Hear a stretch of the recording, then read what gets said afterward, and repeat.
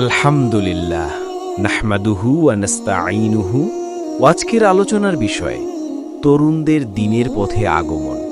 ভাই ও বোনেরা, আজ আমরা এমন এক সময় বসবাস করছি যেখানে আমাদের যুব সমাজ মোবাইল ও ফেসবুকের নেশায় ডুবে যাচ্ছে।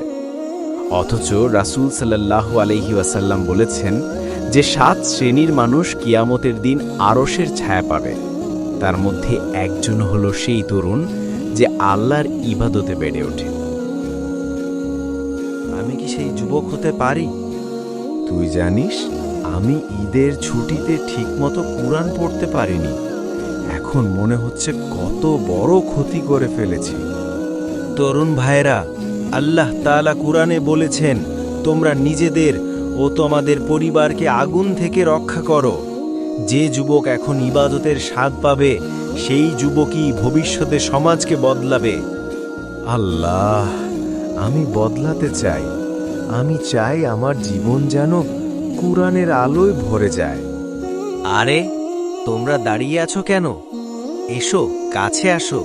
সুফিয়ান আর রোহান, খুতবা কেমন লাগলো? খুব ভালো লাগলো হুজুর। আজ মনে হচ্ছে যেন আমরা ঘুম থেকে জেগে উঠেছি।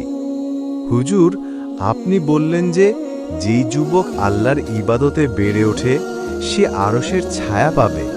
আমি কি পারবো সেই যুবক হতে? পারবে না এমন কিছুই নেই রোহান। শুধু নিয়ত ঠিক রাখতে হবে, আল্লাহর কাছে চাইতে হবে আর নিজেকে বদলাতে হবে। আর যেটা জরুরি, তোমাদের মধ্যে দাওয়াতের কাজ শুরু করতে হবে। হুজুর, আমরা কি করলে দাওয়াতের কাজ শুরু করতে পারি? প্রতি জুমার দিন মাগরিবের পর যদি 4-5 জন মিলে বসো, কুরআনের কিছু আয়াত শোনো, দোয়া করো, ভালো কাজের পরিকল্পনা করো, সেটাই হবে সবচেয়ে বড় দাওয়াত। সাহাবীরাও এভাবেই শুরু করেছিলেন। তাহলে হুজুর, আমরা পরের জুমা থেকেই শুরু করব। আপনি থাকবেন তো? ইনশাআল্লাহ আমি থাকব, তবে একটা শর্ত।